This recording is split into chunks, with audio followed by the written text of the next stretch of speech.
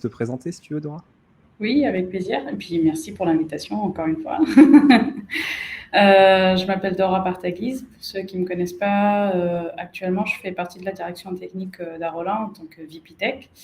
Arola est une ESN parisienne et aussi centre de formation de tout ce qui y est autour des bonnes pratiques. Donc on intervient en ce qu'on appelle assistance technique, donc avec des missions longue durée ou alors en intervention type conseil ou type coaching. Donc on accompagne les équipes en général dans des contextes différents, quelle que soit la techno. Donc voilà. Et je suis aussi co-auteur d'un bouquin qui s'appelle Softwarecraft chez les éditions Duno, pour ceux qui ne savent pas. Donc il est apparu récemment, il y a un an et quelques maintenant. Quelques mois. Donc voilà. Donc ah bah je vois déjà des cœurs, donc ça me fait plaisir. Euh, et euh, et voilà, voilà. Je suis aussi, enfin, je fais partie à la fois de la direction technique, mais aussi j'interviens toujours sur le terrain en tant que coach ou formatrice. Actuellement, je suis aussi, enfin, j'accompagne plusieurs équipes chez des différents clients. Donc, bah, justement, c'est le sujet dont on va parler aujourd'hui. Voilà.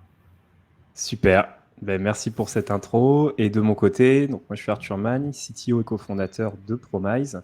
Donc nous on est une entreprise qui édite une solution logicielle qui s'appelle Promise également. Donc il y a un ensemble de plugins pour les IDE, des outils de revue de code et qui est aussi une web application pour partager justement des bonnes pratiques de développement sur différents sujets, sécurité, architecture, test, etc. Et c'est, enfin, la différence avec des outils existants, c'est que c'est vraiment les équipes elles-mêmes qui vont définir leurs propres bonnes pratiques en fonction de leur contexte. Donc, c'est vraiment une solution pour partager de l'expertise et des connaissances au sein des équipes. Donc, ça fonctionne très bien quand on a une équipe avec pas mal de développeurs et que justement, on peut se partager des expertises assez facilement. Mais c'est encore plus intéressant quand il y a des personnes comme toi, Dora, qui accompagnent ces équipes parce que du coup, on a une expertise externe qui arrive et qui peut être poussé effectivement plus facilement dans les équipes. Et donc là, c'est intéressant parce qu'on dépasse les compétences intrinsèques de l'équipe, mais on a carrément des apports externes avec un regard sur nos pratiques également. Ça fait peut-être des années qu'on travaille d'une certaine manière et justement, on a quelqu'un d'extérieur qui va peut-être nous challenger sur ces manières de faire. Et donc, c'est là où ça peut se passer plus ou moins bien en fonction de comment on apporte la chose, comment on donne des feedbacks aussi aux équipes, etc. Donc, ça m'amène tout de suite à la première question pour toi, Dora. C'est quoi les contextes dans lesquels tu interviens et surtout pourquoi est-ce que les équipes font appel à toi? Et c'est qui fait appel à toi? Est-ce que c'est des tech leads? Est-ce que c'est les développeurs eux-mêmes? Est-ce que c'est les directions des entreprises? Ça se passe comment? Alors, il y a plusieurs cas de figure, on va dire. Donc, principalement, alors il y a, on va dire, deux façons ou deux contextes différents. On a le cas où c'est un ou une tech lead qui nous contacte en disant je sais on a des difficultés dans l'équipe et on a besoin d'un regard extérieur effectivement par rapport à nous parce que on a potentiellement appris à vivre avec la douleur, on va dire, puisqu'on est humain et on s'adapte très vite. Et puis, il y a certains contextes où c'est juste un audit. Donc, on veut voir est-ce que ça va, est-ce que ça va pas, qu'est-ce qu'il y a à améliorer. Et puis, on verra plus tard, suivant la restitution de l'audit, comment ça se passe. Est-ce qu'on continue via un coaching ou finalement, il y a un non, il n'y a pas besoin. Ce qui nous manque, c'est juste une formation. Souvent, ça commence comme ça. Donc, en tout cas, on essaye de voir avec les équipes parce qu'on n'est pas, on cherche pas forcément à coacher coûte que coûte, mais on cherche à vraiment améliorer le quotidien des équipes. Donc, même si on nous appelle, on a eu récemment un manager enfin, d'un pôle, d'un département chez un client qui nous a contacté en disant j'ai besoin de coach, je veux monter en compétence les équipes voilà, par rapport à toutes les bonnes pratiques craft. Et on a dit, OK, mais c'est pas notre façon de faire. C'est pas avant effectivement, comme on a assez d'expérience maintenant sur le terrain en tant que coach, on arrivait sur les projets, on faisait juste des katas, vraiment, voilà, en dehors du projet. Et après, on va dire, souvent le retour, c'est on n'arrive pas à appliquer sur le projet. On est complètement déconnecté côté kata, c'est facile à faire côté kata, mais sur le projet, ça, c'est pas possible. Et donc, et après, parfois, c'est non, c'est déconnecté de la réalité, de ce que nous on vit. On n'a pas ces problématiques-là. On n'a pas, c'est pas nous on a réglé ce problème-là via une autre méthode ou une autre technique, par exemple. Donc, on s'est dit, maintenant, même si on nous appelle, un manager ou une manager nous appelle ou peu importe la position, en tout cas de l'acheteur ou l'acheteuse, on va dire. En fait, on arrive, on va voir les équipes et on va faire ce qu'on appelle, chez nous, un cadrage. Donc, on pose des questions aux équipes. On va faire des sessions de vie ma vie aussi avec les devs, que ce soit dev, BA, PO, Scrum Master, enfin tout le monde. Donc, on va essayer de faire des ateliers vie ma vie, vivre réellement une demi-journée avec eux, voire une journée complète avec l'équipe. Et ensuite, en fin de phase de cadrage, on va faire une restitution et on va présenter ce que, de notre point de vue, ce qui peut être amélioré et quels sont les points, on va dire, d'amélioration, quels sont les points positifs par rapport à l'équipe, qu'est-ce qui, parfois, ils font des choses très bien et on ne les voit pas. Enfin, en tout cas, l'équipe n'est pas consciente que c'est très bien par rapport à d'autres, etc. Donc, on met en valeur ces points positifs-là et on met en évidence aussi les points d'amélioration. Et en deuxième temps, donc, on va revoir les équipes pour restituer ça, pour leur présenter notre retour. Et on va prioriser avec les équipes ce qu'on va faire. Donc voilà, en face de chaque point, qu'est-ce qu'on peut travailler, comment on peut le travailler, à peu près combien de temps ça vaut, enfin en tout cas combien de temps on estime que c'est nécessaire, en tout cas pour acquérir telle ou telle pratique ou méthode, ou ça dépend ce qu'on a comme solution en face.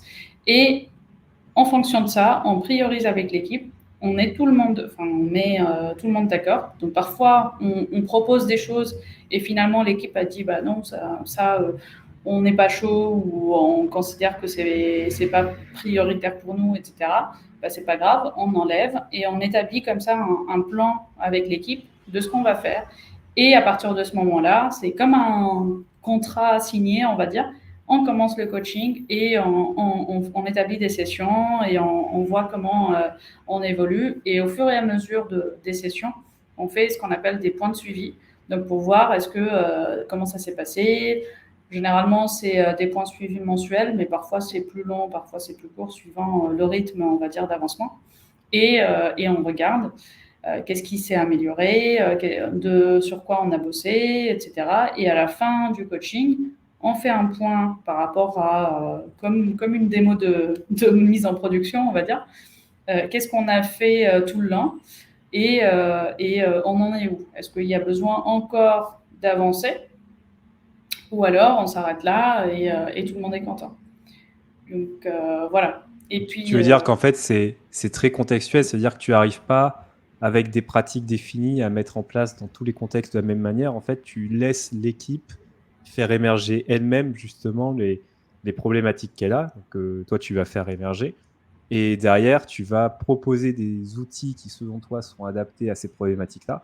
Quand tu parles d'outils, justement, derrière, ça va être quoi? Est-ce que tu parles de TDD, peut-être de pair programming, de revue de code, d'architecture, de design pattern, des choses comme ça? Alors, ça peut être de tout, effectivement. Ça peut être des méthodes comme TDD, BDD, parce qu'on voit qu'il n'y a pas assez de communication, par exemple, avec le PO, donc on va travailler ça. Parfois, c'est juste l'écriture des tests. Donc, ils font des tests, ils sont à l'aise avec le TDD, mais on se rend compte que, par exemple, à chaque fois qu'il y a une évolution, par exemple, les devs n'arrivent pas à rentrer vraiment dans les tests. Donc, ça veut dire c'est juste que le nommage des tests ou la catégorisation des tests qui n'est pas forcément peut-être adaptée à leurs besoins, etc. Donc, on va travailler peut-être la forme plus que le fond parfois, parfois l'inverse, parfois les deux. Donc voilà, ça dépend. Et parfois, on n'arrive pas en mode voilà, on va vous enseigner ça et voilà comment ça se fait en théorie et vous devez l'appliquer comme ça. Non. le but, c'est de ne pas aussi freiner le rythme de production. Donc, on va plutôt cibler vraiment des points d'amélioration et on va travailler juste sur ça. Et quand c'est bon pour ce point-là ou ces points-là, bah, on va regarder si on peut avancer autrement et sur d'autres points. Et souvent ouais, ça continue en fait, parce qu'on voit la progression et on se dit ah ok, on voit l'utilité de ce coaching vraiment sur mesure. Et deuxième étape, ok, on sait que maintenant, je sais pas, je prends un exemple avec une équipe, ils étaient très à l'aise avec justement les tests, etc. Et ils se disent, bah maintenant, on aimerait bien avoir des tests. On a une équipe QA et on aimerait bien avoir des tests automatisés côté aussi QA. Bah, ok, bah on va travailler sur ça. On va essayer de faire des tests avec Cypress, par exemple, qui sont aussi complémentaires. Et on va, par exemple, se créer une stratégie de test côté QA, par exemple. Donc ça veut Qu'est-ce qu'on dire qu'en va fait, automatiser? Oui. c'est vraiment la différence entre une formation classique où là, tu bloques la mise en production, entre guillemets, et l'équipe, elle est dédiée à apprendre des nouvelles choses, et du coaching où l'objectif, c'est d'être plus fluide avec l'équipe et donc de ne pas ralentir le rythme de la mise en production, mais d'intégrer des nouvelles pratiques petit à petit, c'est ça? Exactement. Notre but, c'est pas, et c'est souvent la crainte au début quand on démarre, parce que souvent aussi les équipes ont déjà vu des coachs avant, ont déjà fait du coaching avant, et à chaque fois, il faut redire non, on va pas faire, on va pas vous freiner, on va pas faire, essayer de bloquer le temps. Effectivement, pendant le coaching, on va être sur peut-être des sessions de 3 heures ou 1 heure et demie. Là, on sera focus sur le coaching, sur l'amélioration. Donc, ça va retarder un petit peu la production. Mais notre but, c'est pas de bloquer une semaine, par exemple, en mode formation où on est focus sur un sujet et on n'évolue pas côté prod. Donc, Et ça amène une question d'ailleurs de Jean-Christophe qui est très liée à ça. En moyenne, les accompagnements, ça dure combien de temps, ces accompagnements coaching? Même si ça se trouve, c'est variable, hein, mais si tu as exactement, une moyenne. c'est variable, mais en moyenne, il faut au moins 6 mois, voire un an. D'accord. Ah oui, donc c'est pas comme les C'est formations où ça peut être sur 2, 3 jours. Là, ça ralentit pas. L'objectif, c'est de faire fondamentalement changer des pratiques. Donc évidemment, c'est plus sur la durée. Donc 6 ouais, mois, ouais. non. Donc là, j'ai des clients où, par exemple, là, je suis actuellement chez un client, on a commencé en novembre dernier, donc presque un an là. Euh, D'accord. et ça continue, enfin, on n'a pas, on n'a pas fini. Et Donc ça amène du coup effectivement, et oui, ça amène à la deuxième question, j'enchaîne, de Jean-Christophe, qui est est-ce que justement, par exemple, avec ce client, même si on ne va pas le citer, est-ce que tu arrives ou les équipes arrivent à quantifier justement l'impact de ces actions? Parce que j'imagine qu'après, voilà, eux, ils doivent justifier ça en disant bah, c'était pas juste pour se faire plaisir qu'on s'est mis à faire du TDD, par exemple, ou du BDD. Ça a un impact qui peut être, j'imagine, sur le long terme. Donc, est-ce que c'est une nécessité de justifier ça auprès des directions ou est-ce que maintenant c'est plus ou moins acquis que ça va faire du bien à tout le monde? Et est-ce que tu as des indicateurs ou des métriques que tu peux remonter? oui. Alors souvent, on va essayer justement de faire une comparaison avant-après, mais c'est pour ça que le suivi mensuel aussi est intéressant, parce que ce qu'on dit, par exemple, si la problématique, c'est bah, à chaque livraison, on a des régressions et on n'arrive pas à les maîtriser, par exemple, là, on va peut-être préconiser à faire des tests, pas forcément en TDD, hein, mais déjà avoir déjà rien qu'une base de tests, essayer de couvrir l'existant, etc. Ça, c'est déjà une première étape. Et après, on va regarder est-ce que au fil des sprints, s'ils sont en sprint, ou alors après une période, un mois et demi, est-ce que ça s'améliore déjà? Est-ce qu'on a réussi à diminuer le nombre de bugs, par exemple en phase du AT ou de QA, avant mise en prod en tout cas? Et ça nous donne des exemples de KPI, par exemple. Et dire. Et après, il y a le sentiment global, parce que nous, enfin, pareil, pour le coaching, on a créé un formulaire comment on appelle, de satisfaction, mais enfin, d'évaluation plutôt, pour dire est-ce que, enfin, on l'envoie à chaque période, enfin, ça dépend des équipes, mais parfois c'est après 3 mois ou 2 mois, ou enfin, en tout cas, après une période qu'on définit ensemble. On envoie pour voir la satisfaction de l'équipe et de l'évolution. Est-ce qu'elles sont à l'aise? Parce que souvent aussi, c'est un sentiment, même si les KPI, on va dire, qu'on récupère montrent qu'il y a une évolution, parfois la perception des personnes n'est pas forcément la même. Peut-être que dans certains cas, on a toujours le même nombre de bugs, mais les gens se sentent mieux, plus à l'aise, plus confort parce qu'elles ont appris des choses et donc elles les appliquent. Donc en fait, en plus de KPI réels, enfin tangibles, on va dire quantitatifs, on va aussi demander l'état d'esprit, le ressenti des gens. Et on couple les deux pour justement voir le suivi, comment ça se passe, quoi. Ouais, c'est important. C'est vrai que de notre côté, on fait un petit peu pareil aussi avec Promise parce que on met en place la solution, les équipes remontent des pratiques et font des revues de pratiques toutes les 2 semaines pour en discuter, etc. Et c'est vrai qu'on a plusieurs équipes qui nous ont dit ce qui est super important, c'est le mood de l'équipe, c'est-à-dire l'état d'esprit. Est-ce que voilà, ça nous a permis de rentrer dans une démarche d'amélioration continue? On a un temps qui est dédié au partage et à la prise de recul sur notre code, donc ça c'est intéressant. Puis ça sort du pair et du mob programming qu'on fait, où on est plutôt dans une phase où on va livrer des choses en production. Donc là, on a vraiment un temps qui est asynchrone, qui est non bloquant, qui nous permet de discuter de tout ça. Et c'est vrai que les indicateurs quantitatifs dont tu parlais, c'est souvent compliqué, parce que déjà, les entreprises ne suivent pas forcément les Forky Metrics de Dora ou des indicateurs carrés. Donc déjà, quand elles ne font pas, c'est quasiment impossible d'avoir des métriques fortes. Et après, effectivement, nous, ce qu'on va regarder, ça va être l'accélération du temps des revues de code, la diminution du nombre de bugs, etc. Mais ça se fait sur la durée, ça peut être impacté par beaucoup de choses. Donc, même si on a des bons indicateurs là-dessus, on peut toujours avoir le retour de oui, mais c'est parce que, en fait, on a mis ça en place, donc tout le monde a fait plus attention. Oui, mais dans ce cas-là, c'est qu'il y a eu un intérêt et un impact. En fait, rien que le fait d'avoir mis en place la démarche, ça, c'est intéressant. Ouais, c'est toujours une question assez complexe et effectivement, c'est bien ce que tu dis de regarder en fonction du type de coaching et des éléments qui ont été apportés, des indicateurs qui sont liés à ça et pas toujours la même ribambelle d'indicateurs que tu peux avoir derrière. Et du coup, tu disais qu'effectivement, en fait, on s'adapte au contexte en fonction des problématiques des équipes. Au niveau des personnes, des personas, entre guillemets, que tu vas avoir quand tu travailles avec tes équipes, comment ça se passe? Est-ce qu'il faut que tout le monde soit dans le même mouvement et donc c'est vraiment avec toute l'équipe tout le temps? Est-ce que des fois, c'est essentiellement avec tes tech leads? Est-ce que des fois, il y a des personnes qui se sentent externes à ça ou qui n'ont pas envie de rentrer dans cette démarche et qui peuvent avoir une sorte de rejet justement de ces coachings techniques?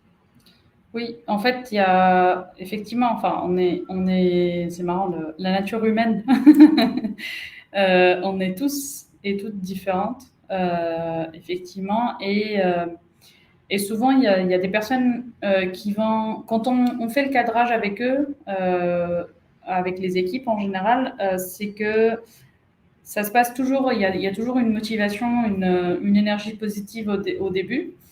Parce qu'ils voient que c'est différent des autres coachings, ils voient que la manière avec laquelle on arrive, c'est pas forcément la même, c'est pas vraiment descendant en mode je t'apprends la vie et puis voilà, tu pratiques, tu dois pratiquer comme ça, mais en fait on va être vraiment pragmatique plutôt. Et donc souvent la phase de cadrage c'est motivation à fond. Ou alors, parfois, il y a des personnes, effectivement, rien que pendant le cadrage, qui sont vraiment, enfin, qui se sentent, comment dire, réticentes. Oui, mais on a déjà fait du coaching avant et on sait très bien que ça va pas servir à grand chose et vraiment, on va dire réfractaires dès le départ. Et elles sont en mode vraiment, j'ai pas envie. Et ce qu'on se dit à ce moment-là, c'est qu'on va pas les forcer, ces personnes-là. Et on va leur dire, bah, écoutez, on va faire des choses ensemble. Si vous avez envie de venir, bah, vous êtes les bienvenus. Et puis, si vous n'avez pas envie, vous considérez que ça ne va rien vous apporter, bah, c'est pas grave, ne venez pas. On n'a pas envie de créer vraiment un climat de frustration, réellement. Et on va partir comme ça, on va vraiment accompagner, on va faire les premières sessions Et souvent, ces personnes-là, elles reviennent. Parce qu'elles disent ah oui, on a parlé pendant la pause café ou le daily, et les retours des autres m'ont encouragé à venir. Et puis, je viens par curiosité au début. Alors, elle va pas dire ça m'intéresse. Hein. Généralement, c'est je viens pour voir. Et je jugerai par moi-même. Et au final, la personne reste et puis on continue ensemble le coaching. Mais c'est vraiment ce mode-là qu'on va privilégier, c'est qu'on ne va pas forcer et on va être clair avec les managers des équipes dès le départ. C'est on ne forçait pas les équipes à venir. Tout le monde n'est pas obligé à venir aux sessions.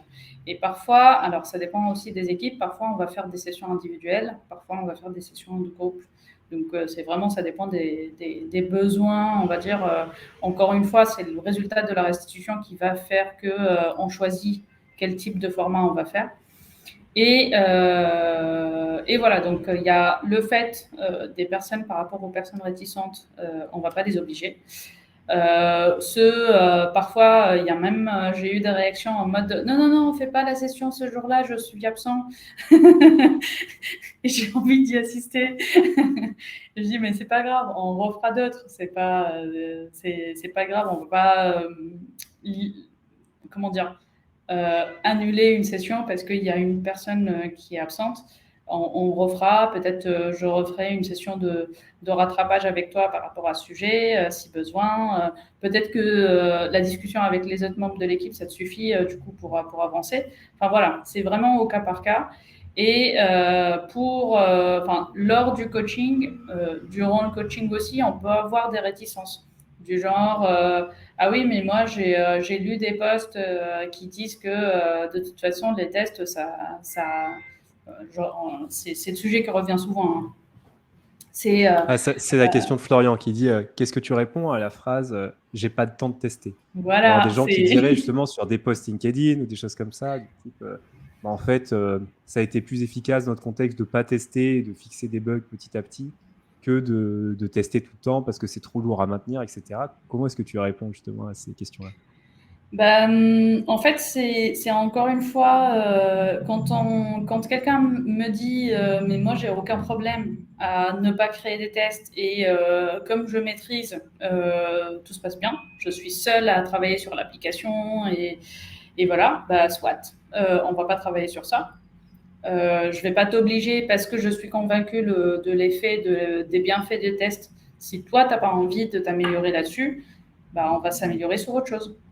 C'est pas grave.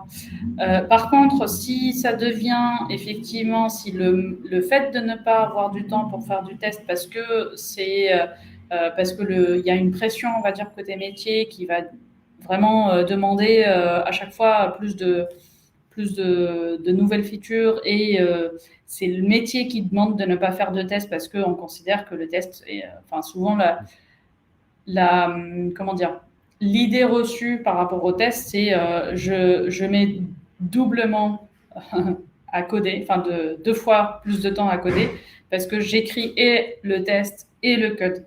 Et en fait, ce qu'il faut se dire, pour moi, c'est un petit peu aussi le travail qu'on fait avec les équipes, c'est quand tu développes sans test, c'est que tu vas découvrir au fur et à mesure les problématiques. Et donc, probablement, on va naturellement faire de ce qu'on appelle l'over-engineering par rapport à la solution attendue. Alors que si tu définis directement, initialement, ton objectif, et justement, le test va être la définition de ton objectif. Et en fait, tu vas établir finalement ou définir ou développer une solution qui soit conforme, on va dire, à ce qui est attendu. Et donc, tu ne vas pas faire de l'over-engineering. Et c'est ce temps-là d'over-engineering qu'on veut réduire justement pour apporter rapidement de la valeur aux users ou aux clients en général. Et souvent, on fait des quelques tests. Et ce que je fais parfois avec des devs, c'est OK, on récupère la dernière US sur laquelle tu étais à l'aise et on va la refaire. Souvent, on va perdre du temps, mais je l'ai déjà développé, je l'ai déjà envoyé en prod. C'est pas grave. C'est juste un test pour démontrer que finalement, quand on écrit les tests avant, parfois, on arrive même carrément à une solution technique qui n'a rien à voir avec ce que tu as envoyé en prod, mais c'est juste pour te montrer l'efficacité du fait de définir l'objectif et de définir le cadre dans lequel tu vas travailler. Il y a souvent effectivement ces retours aussi qui se font sur l'impression de vitesse. On a toujours l'impression d'aller plus vite, comme quand on est dans un karting où on est à 50 km/h, on est à 10 cm du sol, on a l'impression d'aller vite, mais en fait, si tu fais la même chose dans un train, tu as l'impression que tu es presque à l'arrêt.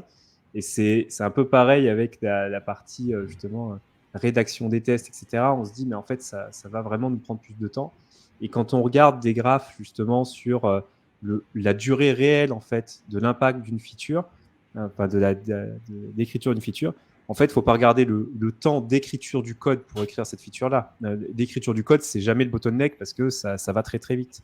Mais c'est vraiment le temps global que nous coûte cette feature à maintenir derrière, à découvrir des bugs, à repasser dessus, à retravailler ça, etc., qui en fait est énorme et fait x10 facilement sur le temps d'écriture de base en fait de la fonctionnalité.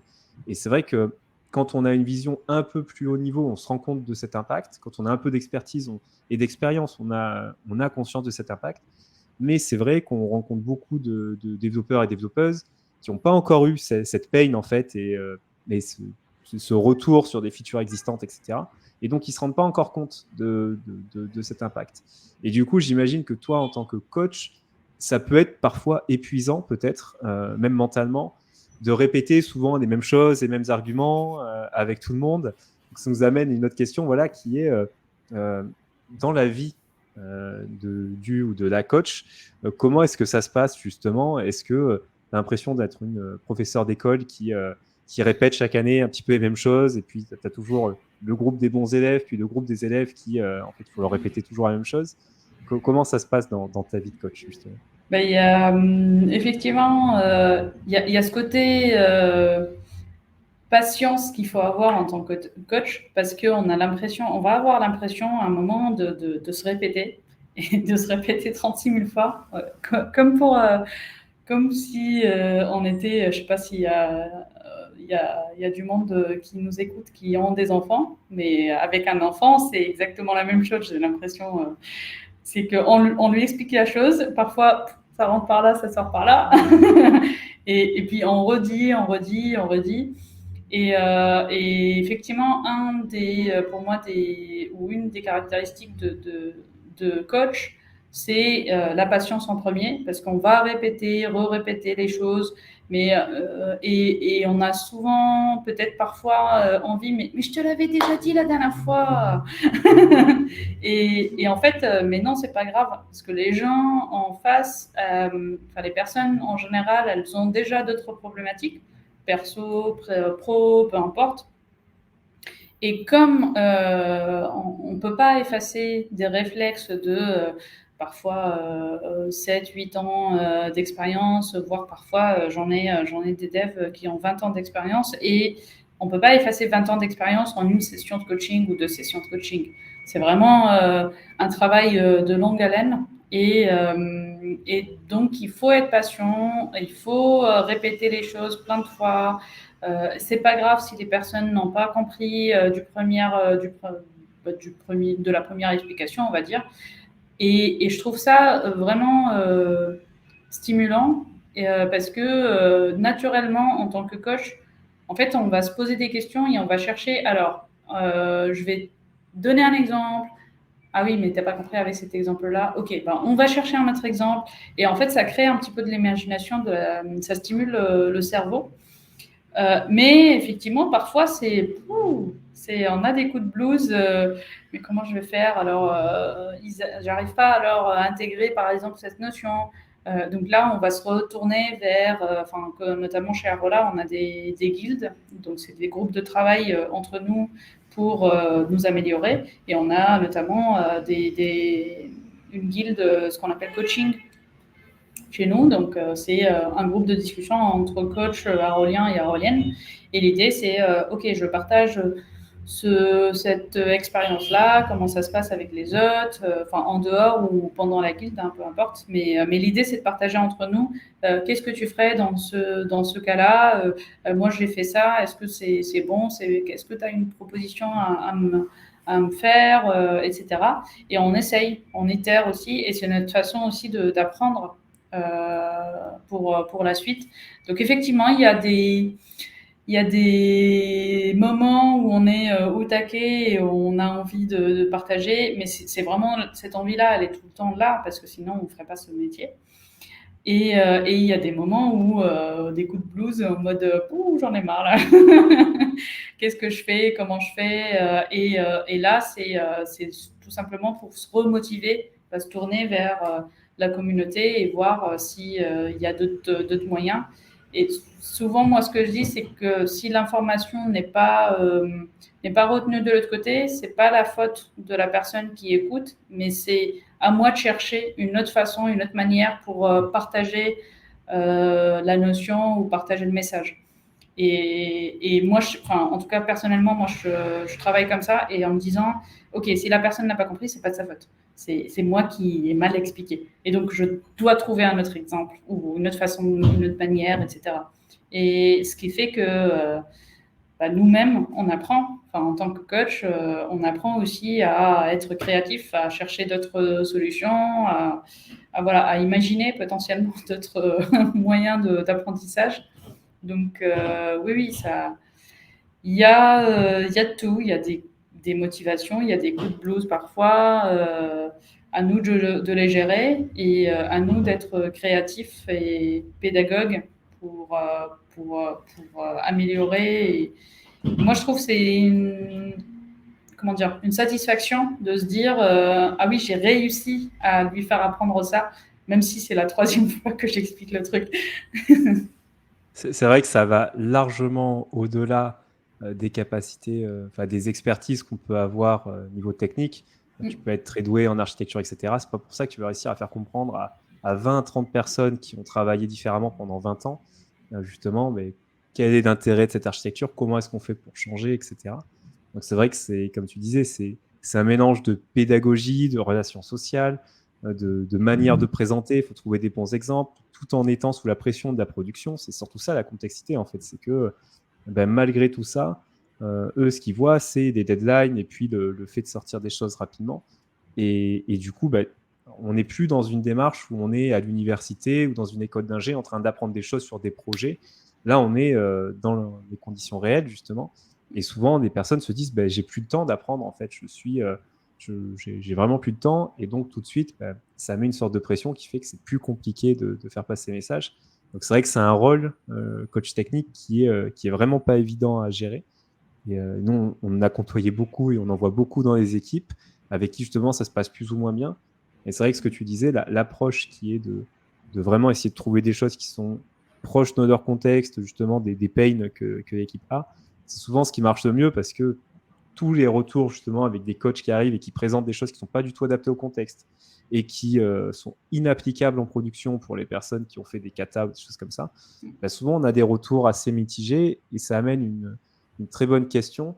Donc, c'est comment est-ce que tu gères les préoccupations, justement, des clients qui ont déjà engagé des coachs, craft ou agile, mais sans succès. Donc, typiquement, des coachs, par exemple, qui auraient amené une solution toute faite, donc un marteau, à un moment où on aurait besoin en fait d'une scie circulaire ou de quelque chose qui n'a rien à voir. Donc, en fait, on amène, j'imagine, un outil et on force des fois des outils qui ne sont pas du tout adaptés.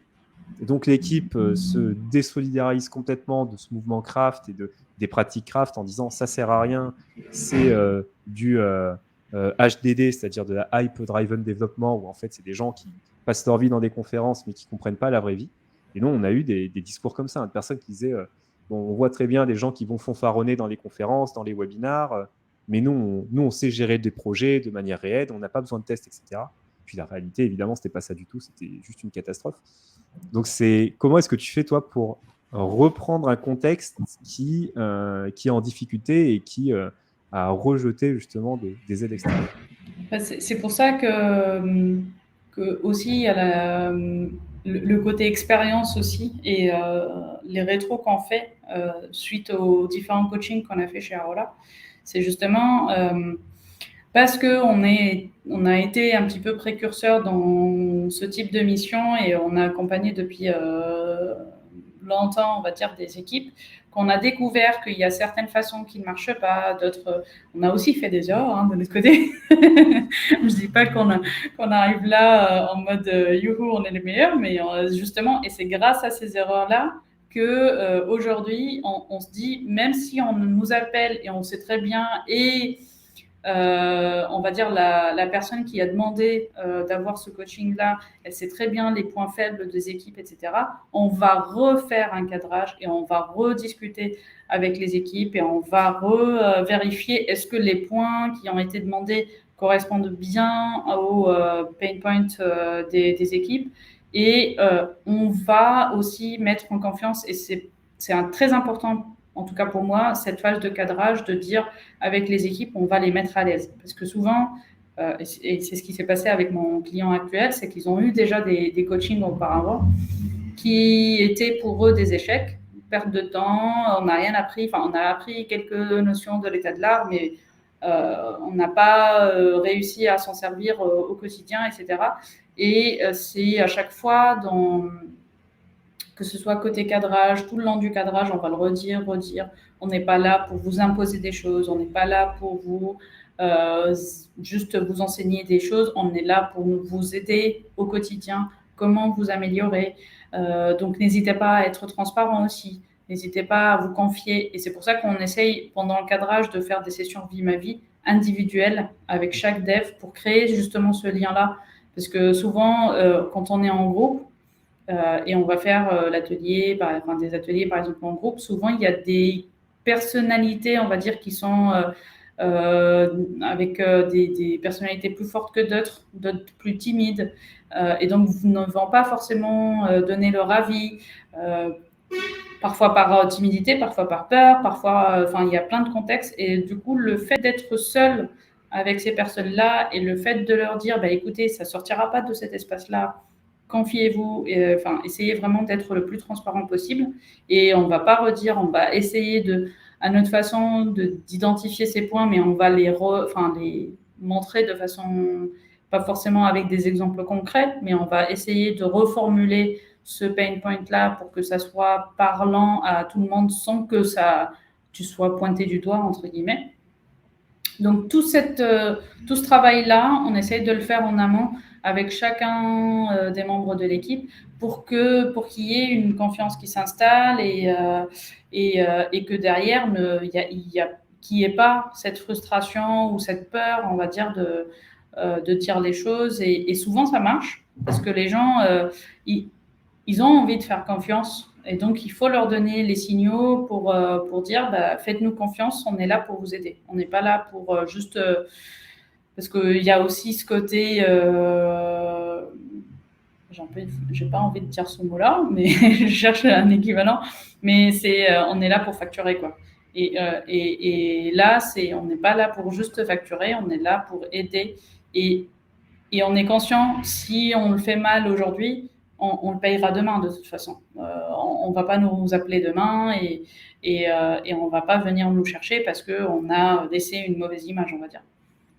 Le rôle du coach, c'est de devenir inutile, entre guillemets. Donc, si tu arrives avec une posture de coach en disant « mais moi, je vous accompagne et je vous facture 200 jours par an pendant 5 ans parce qu'en fait, c'est plus intéressant », évidemment, c'est plus du coaching, quoi. C'est juste de la prestation et puis on accompagne. Mais effectivement, l'objectif, c'est que les équipes puissent être... c'est de donner un cadre aux équipes pour qu'elles soient autonomes. C'est ça qui est un peu paradoxal, c'est que tu leur apportes des pratiques, mais chaque équipe, j'imagine, va faire en fonction de son besoin, etc. Donc, ça va être toujours un petit peu différent.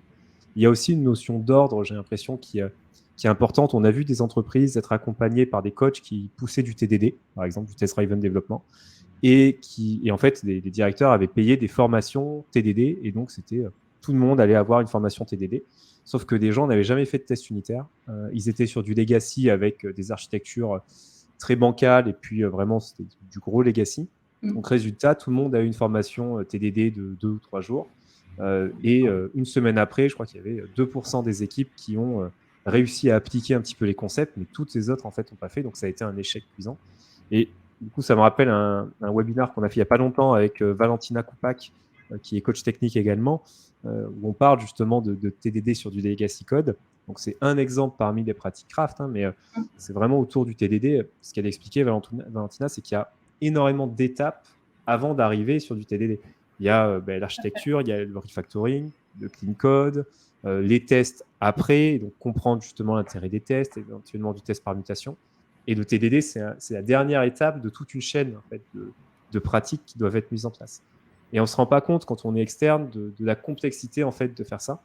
Et c'est important que des personnes qui ont ce rôle de coach puissent vraiment amener, faire progresser l'équipe en la faisant passer à l'étape au-dessus, évidemment, donc pas en faisant stagner, mais en n'allant pas chercher trop tout de suite ou une étape qui est trop avancée par rapport à son contexte. Sinon, ça peut décourager, et comme tu disais, les équipes vont se dire, en fait, on a essayé, mais ça ne marche pas dans notre contexte. C'est que le contexte doit changer, donc il y a plein d'étapes obligatoires à mener au milieu. Et on a une autre question de Florian, qui dit: quels sont les conseils que tu donnerais pour faire changer les choses de l'intérieur quand l'étiquette de coach n'est pas affichée? Est-ce que ça veut dire, j'essaie de reformuler la question, de ce que j'ai compris, c'est que quand on arrive en tant que, par exemple, dev, mais on a envie de changer les choses à l'intérieur, sans qu'on soit étiqueté coach technique ou coach craft. Pour moi, c'est effectivement, pour moi, c'est plutôt penser posture plus que autre chose. C'est de dire, ok, parce que personnellement, j'ai été dans des équipes en tant que dev, pas forcément avec l'étiquette coach, mais je vais utiliser la même pédagogie, on va dire. Donc, c'est voir au fil, peut-être le premier sprint, le deuxième sprint, qu'est-ce qui ne va pas, qu'est-ce qui peut être amélioré, et puis apporter un petit peu ce côté amélioration sans forcément imposer des choses. Et dire, je sais pas, pour tel sujet, je pense qu'on pourra tester cette façon de faire. Je pense notamment à une mission dans laquelle j'étais où il y avait un besoin de montrer, d'amélioration, on va dire, du code. On voulait améliorer aussi la couverture. Mais c'est tellement le plat de spaghettis qu'on ne peut pas forcément créer, par exemple, des tests. Mais on avait quand même trouvé, au lieu d'essayer de créer et de substituer, on va dire, les choses, on a créé un test end-to-end pour vérifier tout le parcours. Une autre situation où finalement on s'est dit, on avait quelques scénarios Gherkin par exemple, et on voulait afficher, les clients voulaient avoir une documentation qui correspond à certaines parties du code. Et on avait par exemple des scénarios qui étaient déjà préécrits ensemble. Et on s'est dit, au lieu de créer la documentation écrite, et on ne sait pas quand est-ce qu'elle sera mise à jour, etc., on va générer directement une page HTML à partir des scénarios Gherkin. Ça coûte pas trop cher. Souvent, c'est des petits outils. On était en SpecFlow à l'époque. Donc, c'est des petits outils qu'on va apporter. Et en fait, ça change tout parce que souvent, ok, la qualité, on va dire, de la documentation, peut-être c'est pas celle qui était attendue par le métier, mais au moins c'est une petite étape pour que ça soit amélioré plus tard. Et donc, c'est en proposant des petits trucs comme ça, des petites améliorations, qu'on peut, donc on est en posture de coach sans avoir le titre réellement. Et c'est ce qui fait que les gens, finalement, ça s'améliore. On va avoir l'impression, ah oui, j'aime bien travailler avec tel ou tel parce que je vois qu'elle apporte pas mal de choses, des petits tips ou techniques, on va dire, qui permettent d'améliorer la vie au quotidien. Et on n'a pas besoin d'avoir cette posture effectivement de coach pour pouvoir le faire. Tout le monde peut le faire en fait. C'est un bon rapport justement vers ce qu'on essaye de faire avec Promise en disant aux gens, tout le monde a l'extension dans son IDE, dans des outils de revue de code.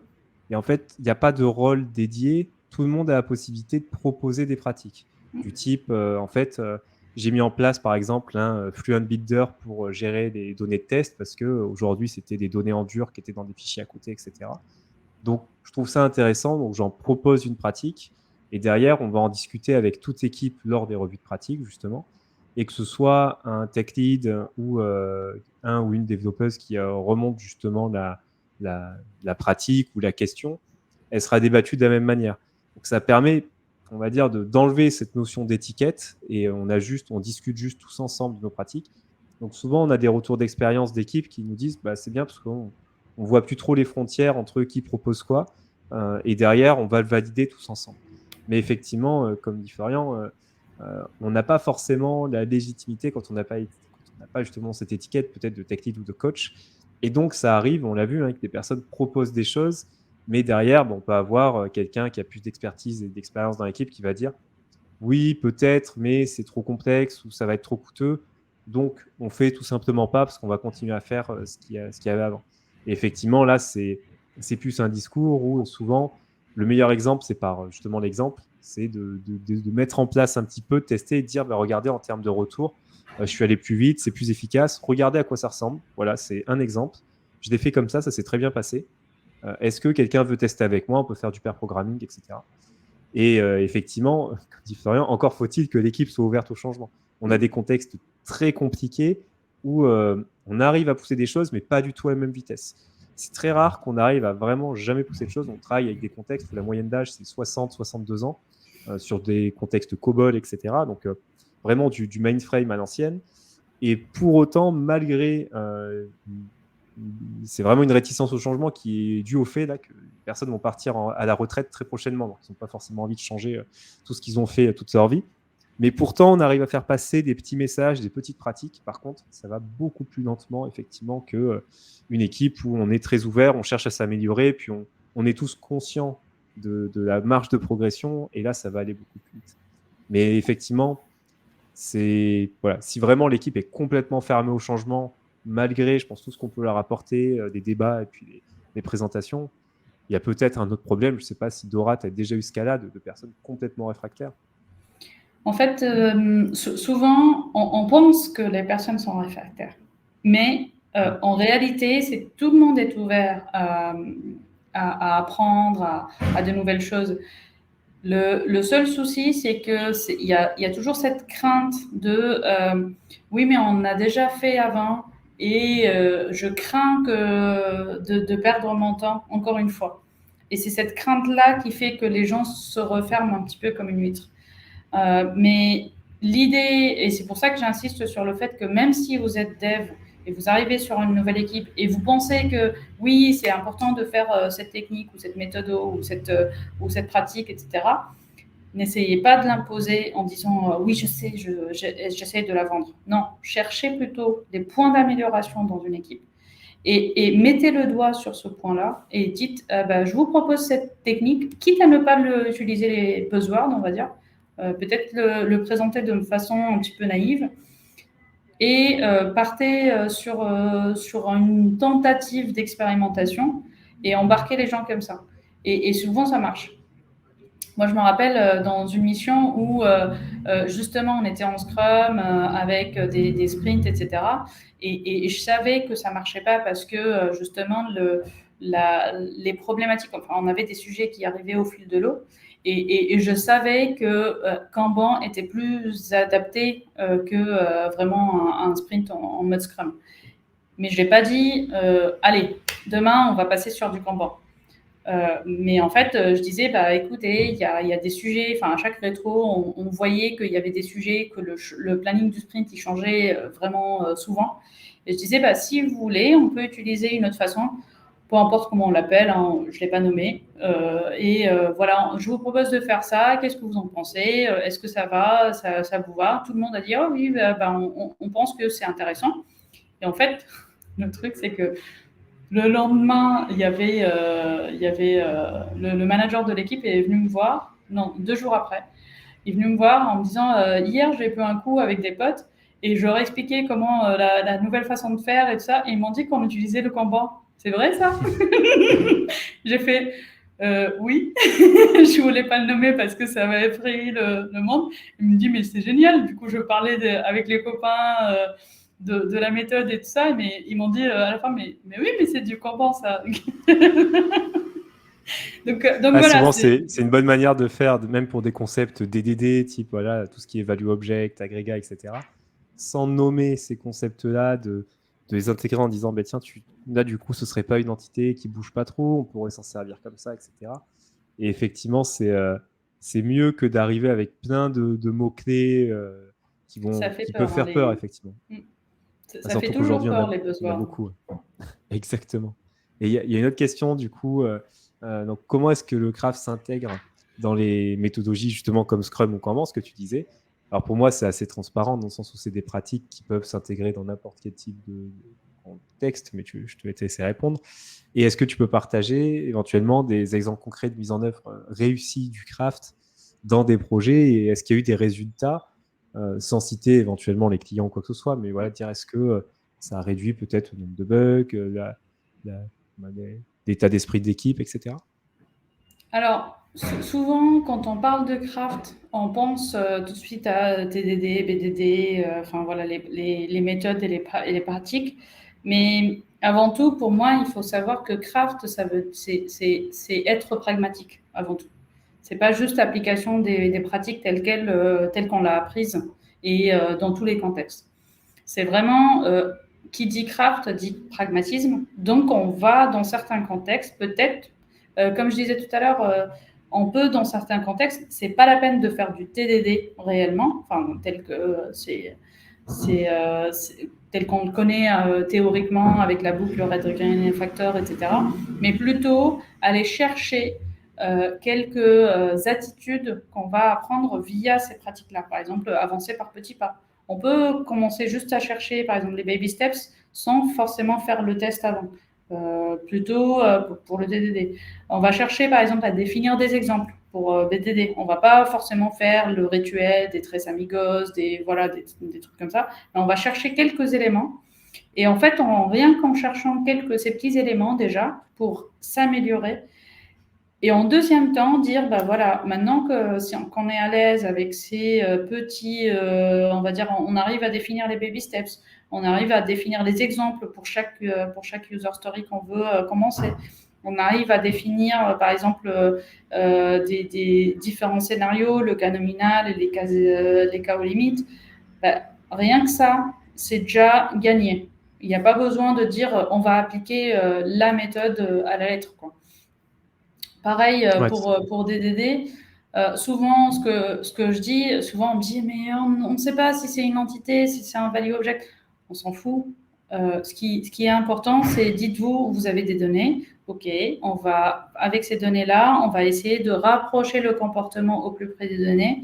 Donc, si vous avez, rien qu'hier, j'avais une session avec une équipe où on me disait, mais oui, mais souvent quand on développe, on arrive avec un modèle anémique où on a juste des propriétés des getters et des setters. Je dis, vous savez quoi? Mettez-vous juste une seule contrainte dans votre code là. On ne va pas utiliser de getter. Juste ça. Et on va voir comment le code est changé. Et en fait, rien qu'en s'appliquant juste cette petite contrainte, en fait, le code change complètement et il y a des objets qui émergent, il y a des value objects qui émergent, il y a peut-être des services qui sont réduits du coup à ça devient juste des orchestrateurs, finalement des appels. Donc rien que on se met une seule contrainte, et d'ailleurs, je vous invite à le faire demain ou cet après-midi. Quand vous êtes sur un dev, vous vous dites, OK, j'ai des objets, j'ai des getters.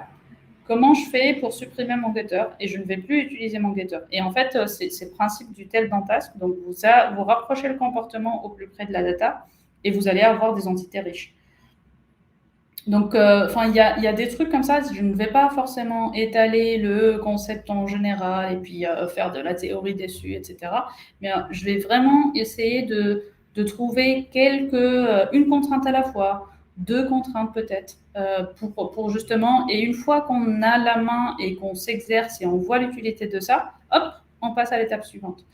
Et à la fin, résumé de l'histoire, vous avez appris ça, ça, ça, ça. L'ensemble, c'est ce qu'on appelle BDD, ou l'ensemble, c'est ce qu'on appelle DDD, etc. Voilà. Constraint Oriented Programming, exactement. C'est ça. Ça marche pour faire émerger des principes, effectivement, et des concepts intéressants. Exact. On peut parler peut-être 1 minute de la Roll Academy, parce que c'est un sujet aussi qu'on avait précisé. Ça consiste en quoi, du coup, cette académie? Là, on est plus sur de la formation, mais de la formation pourquoi? Comment ça fonctionne? Justement, on a constaté effectivement que depuis quelques années, on a envie d'avoir des devs. En fait, les clients ont envie d'avoir des devs seniors, sauf qu'il y a plus de juniors sur le marché que de seniors au final. Enfin, en tout cas, ou alors les seniors seront bien retenus on va dire, sur les projets sur lesquels ils ou elles sont. Et donc, on s'est dit, on va souvent, ce qui est demandé, c'est un petit peu d'expertise, de connaissances sur les pratiques craft et tout ça. Et donc, on s'est dit, on va créer une académie chez Arola qui consiste à une formation d'un mois avant de partir chez les clients. Et pendant ce mois-là, on va essayer d'avoir un mélange, on va dire, de formation, de coaching au quotidien pour que les personnes qui intègrent l'académie apprennent, en tout cas, auprès de coachs et formateurs et formatrices aroliennes pour monter en compétences. Et pour l'instant, ça se passe très bien parce que justement, en utilisant aussi Promise pour la pub. Justement, l'idée, c'est pendant ce mois-ci, ce mois de formation, c'est avoir un fil rouge sur un projet ou pas. Ça dépend des promotions, encore une fois. Et l'idée, c'est de dire, on va travailler sur des techniques, sur un peu ce que je disais tout à l'heure. Par exemple, on se met des contraintes, on apprend les pratiques. Mais on apprend plus que les pratiques, on apprend vraiment les attitudes à avoir quand on arrive sur des projets. Et c'est ce qu'on cherche sur les missions en général.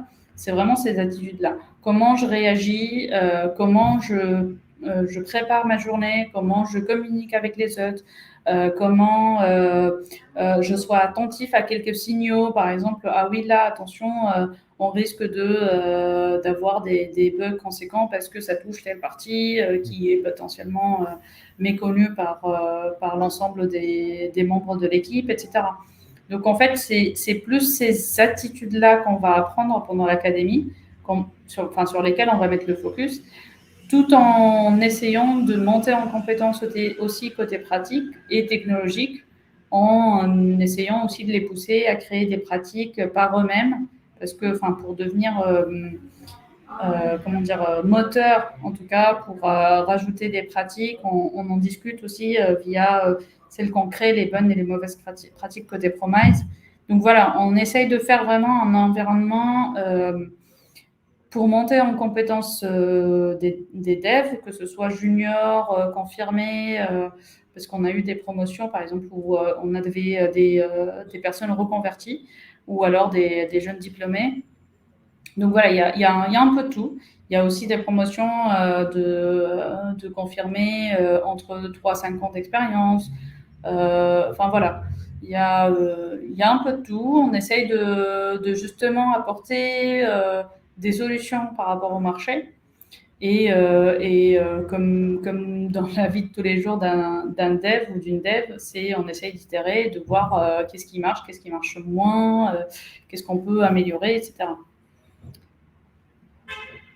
Donc, oui, c'est intéressant, effectivement, comme approche. C'est pas juste de l'approche sur quelques pratiques, c'est vraiment plus état d'esprit à avoir. Et et comment est-ce qu'on peut réagir en fonction des contextes qu'on a en face de nous. Merci en tout cas pour tout cet échange, Dora. On arrive à la fin du webinaire. Merci à tous et toutes pour vos questions. J'en profite juste avant la fin pour partager mon écran pour vous montrer le tout dernier webinaire qu'on a la semaine dernière avant l'été. Après, on va faire une petite pause pour les vacances, parce que tout le monde ira en vacances et on reprendra en septembre. Mais justement, c'est un webinaire un peu d'ouverture, un peu comme celui-là, où là, on va parler des indicateurs sur la performance des équipes. Donc, comment identifier que des équipes sont sous-performantes, sujet tricky, et comment identifier que des équipes aussi sont surperformantes. Et en fait, donc on reçoit Dimitri, qui est co-CTO de Back Market, et Ludi, qui est CTO chez Luni, et qui vont nous rapporter un petit peu leur retour d'expérience sur comment est-ce qu'on autonomise au maximum des équipes tout en leur donnant un cadre pour qu'elles soient capables, en autonomie, de savoir si elles progressent ou pas et si elles vont dans la bonne direction. Et c'est là un petit peu, c'est comme tu disais, Dora, c'est la complexité, c'est de se dire, il y a des équipes aujourd'hui qui fonctionnent et qui en fait ne performent pas forcément parce que elles ont beaucoup de bugs, que c'est complexe, mais en fait ça fait des années qu'elles fonctionnent comme ça, donc pour elles c'est la réalité, et des projets de développement c'est toujours comme ça. Et c'est vrai que c'est compliqué d'arriver avec des pratiques différentes en leur disant voilà, vous fonctionnez comme ça aujourd'hui, c'est peut-être pas la meilleure manière de faire, on va vous proposer d'autres choses. Comme le disait Florian aussi, voilà, on peut avoir des gens du coup qui sont réfractaires un petit peu sur ces changements en se disant on va critiquer leur manière de faire. Et en fait, le tout, c'est aussi d'essayer d'avoir des indicateurs factuels pour identifier s'il n'y a pas justement des différences entre les équipes et si on ne peut pas encore progresser, pour être capable de dire à l'équipe, d'accord, vous faites comme ça depuis des années, mais regardez, en fait, en termes de délivrabilité, par exemple, par rapport aux autres, vous êtes en dessous sur tel et tel indicateur. Donc, à vous d'essayer de trouver des solutions pour progresser. Et là, effectivement, on a des solutions dont tu parlais qui peuvent être poussées, ça peut être du BDD, etc. Mais l'objectif, c'est de trouver les bonnes solutions pour l'équipe en fonction de son contexte. Il n'y a pas de silver bullet. Ça, on l'a bien compris dans tout ce que tu nous as dit aujourd'hui. Mais voilà, la question de comment est-ce qu'on voit si vraiment on est performant ou pas, c'est un sujet assez compliqué. Donc, on en parlera la semaine prochaine, donc mardi prochain. Et encore une fois, merci Dora pour tous ces échanges, pour ce retour d'expérience. Merci à vous tous pour la participation dans le chat. Merci pour le lien aussi sur The Nature of Change, qui a l'air assez intéressant aussi, que je vais regarder juste après. Et merci Dora pour le lien que tu viens de partager, vitesse et frustration. Effectivement, c'est un vrai sujet. L'impression de vitesse et la frustration, la friction qu'on peut avoir dans le développement. Exactement. Et merci encore Arthur, et merci tout le monde d'être venu, de partager vos retours d'exp et vos questions. Donc, puis n'hésitez pas, je suis assez active sur Twitter et LinkedIn. Si vous avez d'autres questions, je répondrai avec plaisir. Super. Merci. Bonne journée tout le monde. Merci encore Dora. Merci. Et on se revoit au prochain webinaire. À bientôt. Au revoir. Au revoir.